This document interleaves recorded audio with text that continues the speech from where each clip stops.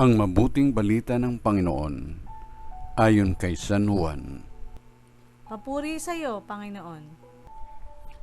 Gayon na lamang ang pag-ibig ng Diyos sa sanlibutan, kaya ibinigay niya ang kanyang bugtong na anak, upang ang sumampalataya sa kanya ay hindi mapahamak, kundi magkaroon ng buhay na walang hanggan.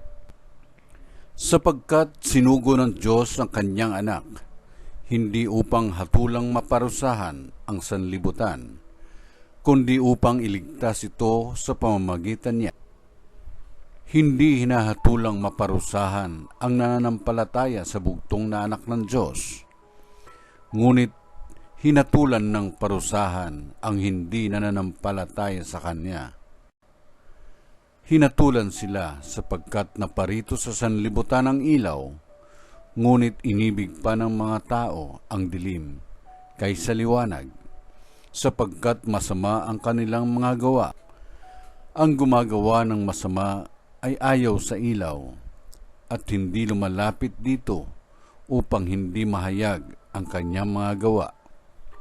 Ngunit ang namumuhay sa katotohanan ay lumalapit sa ilaw. Sa gayon, nahayag na ang kanyang mga ginagaway pagsunod sa Diyos. Ang mabuting balita ng Panginoon.